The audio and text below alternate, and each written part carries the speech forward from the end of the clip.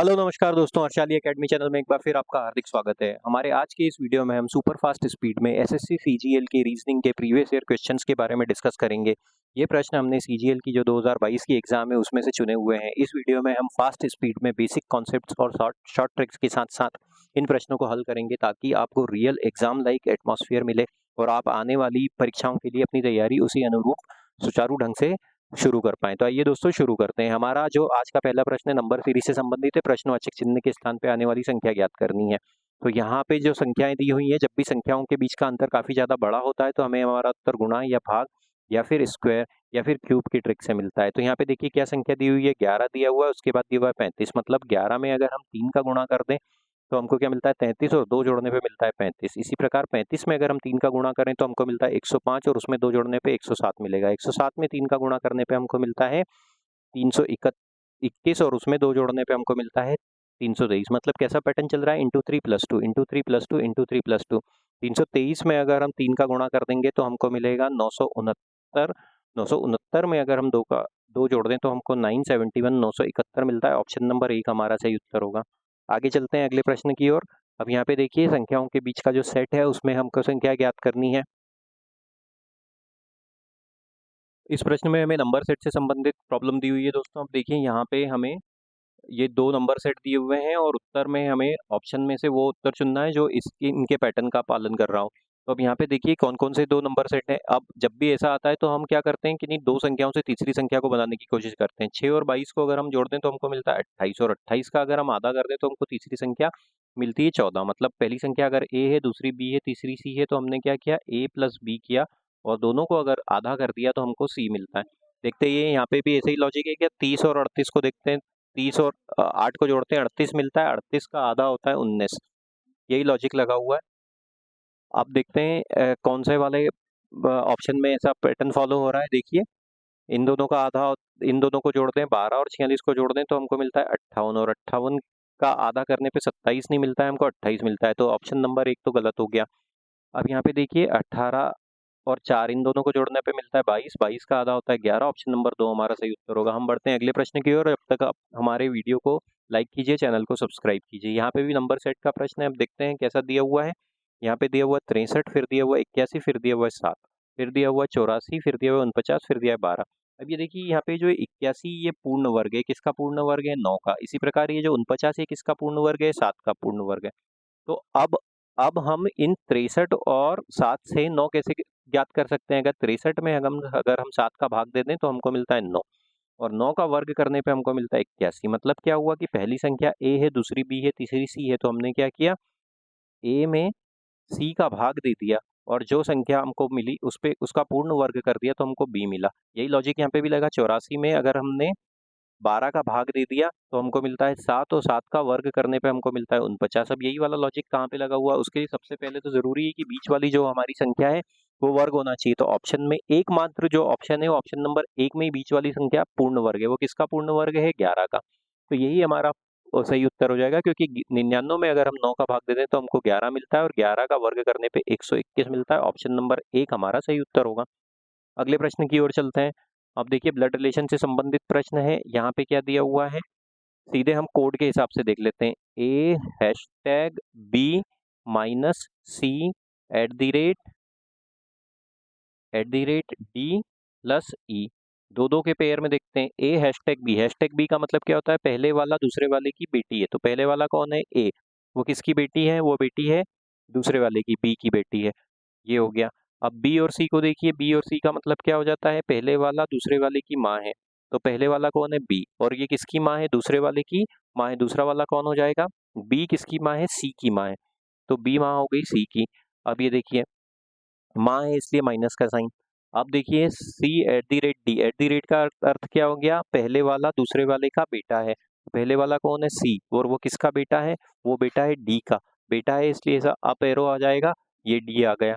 अब उसके बाद देखिए, उसके बाद क्या है, डी प्लस सी। प्लस से के साइन का अर्थ क्या हो जाएगा, पहले वाला दूसरे वाले का पिता है। पहले वाला दूसरे वाले का पिता है। पहले वाला किसका पिता है, डी प्लस ई। तो ये किसका पिता हो जाएगा, ये पिता हो जाएगा डी, ई का पिता हो जाएगा ये ई। अब हमसे क्या पूछा गया है, ए और ई का क्या संबंध है। देखिए ये इसका पिता, ये इसकी माता है, ये इसका पिता है, मतलब ये दोनों पति पत्नी हो गए और ये इन तीनों की संतान हो गए। ए, सी और ई ये इनकी संतान हो गई। तो ए ई से कैसे रिलेटेड है? ए का साइन माइनस है, मतलब ये बेटी है, और ये ई, तो ये अगर ये फीमेल भी है, ये भी बेटी है, तो ये ए इसकी सिस्टर हो जाएगी। ऑप्शन नंबर 3 हमारा सही उत्तर हो जाएगा। हम बढ़ते हैं अगले प्रश्न की ओर। आप जब तक वीडियो को लाइक कीजिए, चैनल को सब्सक्राइब कीजिए। सिलोजिज्म का प्रश्न है, ऑल स्पून आर फॉक्स। तो ऑल स्पून्स आर फॉक्स कैसा बनेगा? ये हो गया सर्कल स्पून्स का, ये फॉक्स का सर्कल हो गया, ये फॉक्स। उसके बाद क्या हो जाएगा? All knives are forks. तो नाइव्स भी इसके अंदर ही बन जाएगा, ये नाइव्स हो गया, नाइव्स का के लिख देता हूं मैं। All forks are plates. तो प्लेट्स इसके भी बाहर आ जाएगा क्योंकि सभी फॉक्स प्लेट्स हैं। तो ये इस प्रकार से ये वाला सर्कल बन गया, ये प्लेट्स हो गया दोस्तों। अब क्या पूछा गया है, क्या दिया गया है कंक्लूजन में? All knives are plates. All knives are plates, knives किसके अंदर है? प्लेट्स के अंदर है। तो पहले वाला तो सही साबित हो गया दोस्तों हमारा। All plates are spoons. Plate, all plates spoon नहीं है, प्लेट के अंदर स्पून है, तो ये वाला गलत साबित हुआ। Some plates are knives. Some plates are knives, plates के अंदर नाइव्स है, तो ये भी सही साबित हुआ। पहला और तीसरा कंक्लूजन सही है। ऑप्शन नंबर 4 हमारा सही होगा। Both conclusion 1 and 3 follow. आगे चलते हैं। अब देखिए कोडिंग डिकोडिंग का प्रश्न है। एजुकेशन को कैसे लिखा हुआ है? इस प्रकार से लिखा हुआ है। अब यहाँ पे दिया हुआ है EDUCATION। इसको कैसे लिखा गया है? GFWCATKQ के रूप में। ई होता है, अब ये देखिए ये सी तो ये कॉमन ही है, कैट तो कॉमन ही है। अब देखिए इनकी प्लेस वैल्यू लिख लेते हैं। ई की प्लेस वैल्यू होती है 5, डी होता है 4 पे, यू होता है हमारा 21 पे, आई होता है 9 पे, ओ होता है 15 पे, एन होता है 14 पे। इसी प्रकार जी होता है 7 पे, एफ होता है 6 पे, डब्ल्यू होता है 23 पे, के हो जाता है हमारा 11 पे, क्यू हो जाता है 17 पे और पी हो जाता है 16 पे। तो 5 से 7 पे आए मतलब +2 हुआ, 4 से 6 पे आए +2 हुआ, 21 से 23 पे आए +2 हुआ, 9 से 11 पे +2, 15 से 17 पे +2 और 14 से 16 पे +2। तो बीच वाले तीनों कांस्टेंट है। अब यहाँ पे भी देखिए, यहाँ पे भी बीच वाले FES यहाँ पे भी कॉमन है, FES कॉमन है। उसके बाद P होता है 16 पे, तो R होता है 18 पे, ये +2 हुआ। R होता है 18 पे, तो T होता है 20 पे, O होता है हमारा 15 पे, तो Q होता है हमारा 17 पे। +2 ही हो रहा है, वही वाला लॉजिक लगा हुआ है। फैकल्टी इसको कैसे लिखेंगे ये हमको ज्ञात करना है। FACUULTIES, तो बीच में ULT आएगा, बीच में ULT तो कांस्टेंट है। ULT कांस्टेंट कहाँ कहाँ पे? देखिए सिर्फ ऑप्शन नंबर 3 में ही ULT कांस्टेंट है, बाकी सब में ULT है ही नहीं और चेक करने की जरूरत ही नहीं दोस्तों। ऑप्शन नंबर 3 हमारा सही उत्तर हो जाएगा। F होता है 6 पे, इसमें 2 जोड़ देंगे तो हमको मिलेगा 8, मतलब H, और H की शुरुआत हो रही है, तो हमारा ऑप्शन नंबर 3 सही उत्तर हो जाएगा। हम बढ़ते हैं अगले प्रश्न की ओर। फिर से सिलोजिज्म का प्रश्न है। क्या कहा गया है? All P are Q. तो ये पी का सर्कल हो गया और ये क्यू का सर्कल हो गया। All P are Q, all R are Q, तो आर इसके अंदर बन जाएगा, ये आर हो गया। ये जरूरी नहीं है कि पी और आर एक दूसरे को ओवरलैप करें। अब क्या कहा गया है? All Q are R. All Q और आर, क्यू आर के अंदर है तो ये पूरा तो नहीं होगा, ये वाला कंक्लूजन गलत साबित हुआ। All P are R, P और आर का भी आपस में कोई कनेक्शन निश्चित रूप से नहीं कहा जा सकता, ये भी नहीं है, तो neither conclusion follows. Option number 1 हमारा सही उत्तर होगा। अगले प्रश्न की ओर चलते हैं। अब देखिए यहाँ पे फिगर्स का प्रश्न है, क्वेश्चन मार्क के स्थान पे आने वाली आकृति ज्ञात करनी है। इन दोनों को पहले ध्यान से देखते हैं। ये वाला जो ब्लैक डॉट है वो अगले वाले आकृति में घूम के यहाँ पे आ जाता है। उसी प्रकार ये जो व्हाइट वाला डॉट है वो घूम के यहाँ पे आ जाता है। ये वाली जो आकृति है वो इस प्रकार से इतना घूम जाती, कितना 90 डिग्री पे घूम के इस प्रकार से 90 डिग्री पे इस प्रकार से रिवर्स में घूम के ऐसी आ जाती है। फिर यहाँ पे देखिए ये वाला ब्लैक डॉट, अब इन दोनों को देखिए, ये वाला ब्लैक डॉट यहाँ पे आ गया, ये यहाँ आ गया, और व्हाइट डॉट घूम के यहाँ आ गया। तो अब आगे वाली आने वाली आकृति में ये ब्लैक डॉट कहाँ पे आ जाएगा? ये ब्लैक डॉट यहाँ पे आ जाएगा। तो ब्लैक डॉट किस किस में आ रहा है? ऑप्शन नंबर 2 में नहीं आ रहा है, तो ये 2 रूल आउट हुआ, और 3 में नहीं आ रहा है, 3 रूल आउट हुआ।